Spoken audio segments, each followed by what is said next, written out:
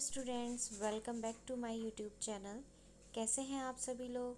I hope you all are fit and healthy. Students, we study about polyester and acrylic in a last class, in a previous class. So today we are going to talk our next topic, that is characteristics of synthetic fibers. तो चलिए students, आज start करते हैं हम अपना next topic, जिसका title है आपका characteristics of synthetic fibres. Imagine that it is a rainy day. Imagine कीजिए कि आज क्या है, रेनी डे है, यानी बरसात वाला दिन है, बरसात आ रही है, बहुत ज़्यादा बारिश आ रही है। What kind of umbrella would you use and why? तो आप कौन से तरीके का अम्ब्रेला यूज़ करेंगे? ठीक है, आप कौन सा अम्ब्रेला यहाँ पे यूज़ करेंगे और क्यों करेंगे? Synthetic fibres possess unique characteristics which make them popular dress materials.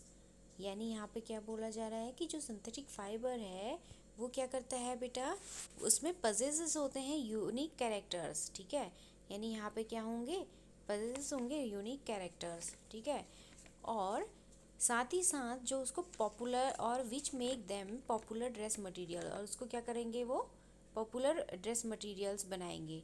ठीक है, यानी यहाँ पे क्या बात करी हमने कि सिंथेटिक जो फाइबर्स होते हैं वो पजेस करते हैं यूनिक कैरेक्टर्स को, विच make them popular dress material. यानी इसमें क्या होते हैं, कुछ ऐसे यूनिक कैरेक्टर्स बेटा रिसीव होते हैं, ऐसे यूनिक कैरेक्टर्स रिसीव की होते हैं सिंथेटिक फाइबर में, जो इसको पॉपुलर ड्रेस मटेरियल बनाते हैं। यानी हर एक चीज़ में कुछ ना कुछ क्वालिटी होती है ना, ऐसे ही सिंथेटिक फाइबर में भी एक यूनिक क्वालिटी होती है। ठीक है, they dry up quickly, are durable, less expensive, readily available and easy to maintain. यानी यहाँ पे क्या बात हो रही है कि जो ये हमारे सिंथेटिक फाइबर्स होते हैं बेटा, ये क्या होते हैं, जल्दी ड्राई हो जाते हैं। यानी अगर अगर इनको वॉश किया जाए और सुखाया जाए तो ये in comparison of cotton clothes ये क्विकली और रैपिडली क्या होंगे, ड्राई अप होंगे, यानी सूख जाएंगे।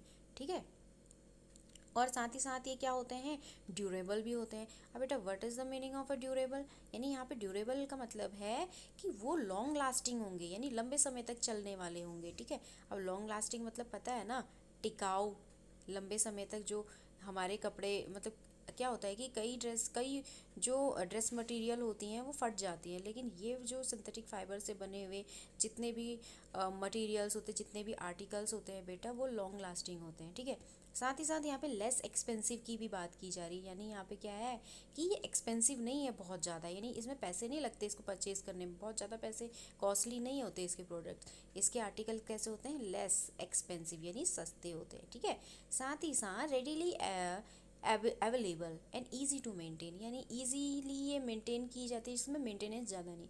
ऐसा नहीं है कि आप लोगों को वॉश किस में करना है, ईजी वॉश करना है या फिर वार्म वाटर यूज़ करना है या कोल्ड वाटर यूज़ करना है, या फिर हमें क्या नहीं करना है, इसको ड्रायर में नहीं लगाना है। ऐसे ही हमें इसकी मेंटेनेंस ज़्यादा नहीं करनी पड़ती है, यानी इजी मेंटेनेंस इसको रिक्वायर्ड होती है, और ये कहीं मार्केट में भी इजीली क्या हो जाते हैं, हमें मिल जाते हैं, अवेलेबल होते हैं। ओके, नाउ यहाँ पे बेटा एक एक्टिविटी आपको दी गई है, जो 3.2 एक्टिविटी है, आपको इसको परफॉर्म करना है। तो आप लोग इसको क्या करेंगे, अपने घर में परफॉर्म करेंगे। जैसे कि एक्टिविटी 3.2 क्या है, हम उसको थोड़ा सा रीड कर लेते हैं बेटा। Take 2 cloth pieces of a same size, यानी दो आप ऐसे कपड़े लो, दो कपड़ों के पीस लो, क्लॉथ पीस लो जो सेम साइज के हो, और क्या करो उसे रफली half a metre square each, यानी उसका मतलब एक हाफ अ मीटर स्क्वायर का एक कपड़ा लो, हाफ मीटर का। One of these should be form natural fibre, इसमें से क्या होना चाहिए कि इन दोनों कपड़ों में से एक फाइबर कैसा होना चाहिए, नेचुरल बना होना चाहिए। ठीक है, नेचुरल तुम्हें आप लोगों सभी को पता होगा क्या होता है नेचुरल। नेचुरल हमने बात करी थी ना, जो एनिमल फाइबर और एनिमल फर से मिलते हैं, प्लांट से मिलते हैं, जो ऑब्टेन्ड होते हैं, these all are the natural fibre. ठीक है, अब यहाँ पे क्या हो रहा है कि बोल रहे हैं कि आप दो तरीके के कपड़े लीजिए, यानी आप 2 हाफ ऑफ मीटर स्क्वायर्स के आप दो पीसेस लीजिए क्लॉथ के, और उसमें क्या कीजिए, एक नेचुरल होना चाहिए और एक क्या होना चाहिए, हमारा synthetic fibre. The other could be a synthetic fibre, यानी हमारा दूसरा कैसा होना चाहिए, सिंथेटिक फाइबर होना चाहिए। Now you can take help of your parents and selecting these pieces. आप अपने पेरेंट्स की हेल्प ले सकते हैं। अगर आप नहीं पहचान पाएंगे इस क्लॉथ को, तो आप अपने पेरेंट्स की हेल्प ले सकते हैं कि आप अपने पेरेंट्स से पूछ सकते हैं कि कौन सा कॉटन है और कौन सा सिंथेटिक फाइबर है ना। उनकी हेल्प लेके आप इसको लीजिए।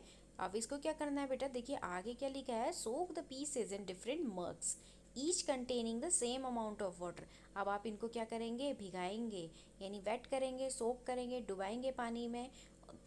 और पानी कितना होना चाहिए बेटा, वाटर अमाउंट इक्वल होना चाहिए, ठीक है। यानी आप 2 मग लेंगे और दोनों मग में सेम अमाउंट ऑफ वाटर को कंटेन करेंगे, वहाँ पे डालेंगे, ठीक है। अब क्या होगा कि आप उस दोनों पीसेस को आप उसमें सोक्ड करेंगे, यानी डिप करेंगे, भिगा देंगे।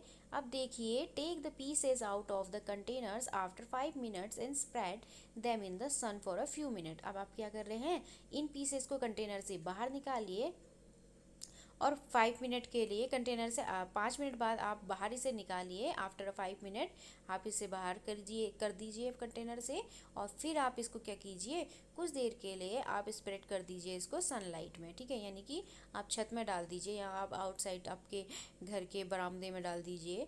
और फिर देखिए और कंपेयर कीजिए कि किस वाले क्लॉथ में वॉल्यूम ऑफ वाटर क्या है यहाँ पे रिमेनिंग है, ठीक है। क्या कह रहा है ये, compare the volume of the water remaining in each container. अब देखो वहाँ पे क्या करना है कि जो आपके 2 कंटेनर थे, 2 मग थे ना, दोनों मगों में से किस में पानी ज़्यादा है और किस में कम है, किस में वॉल्यूम कितना है। तो आप इसे ऑब्जर्व कर सकते हैं कि कौन सा जो क्लॉथ है वो क्या कर रहा है, सोक्ड कर रहा है ज़्यादा पानी को, ठीक है।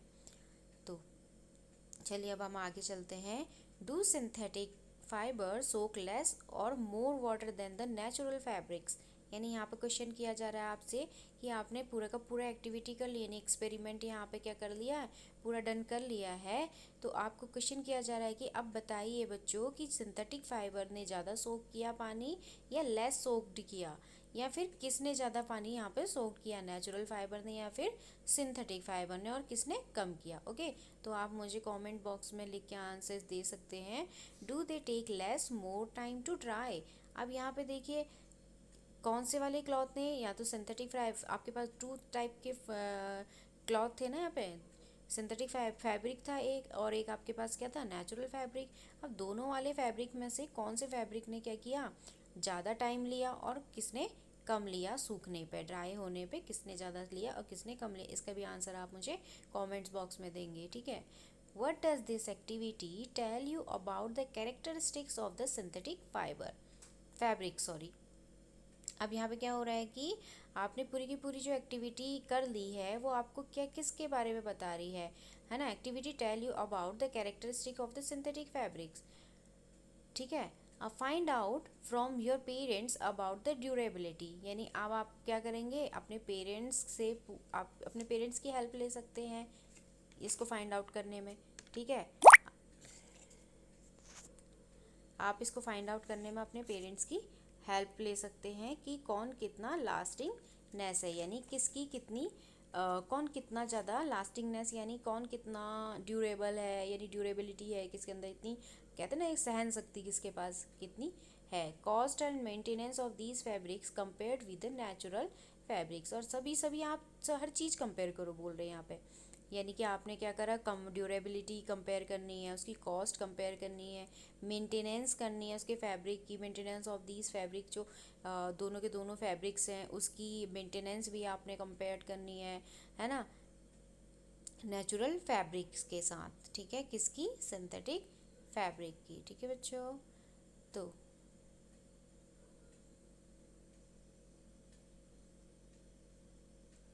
ठीक है, तो प्लास्टिक बेटा इसको हम नेक्स्ट लेक्चर में कंटिन्यू करेंगे। इस लेक्चर को हम यहीं पे स्टॉप करते हैं क्योंकि फिर वीडियोस बहुत ज़्यादा लंबी हो जाती है ना। तो प्लास्टिक्स क्या करेंगे, हम नेक्स्ट लेक्चर में कवर करेंगे। Okay, thank you, have a great day बेटा।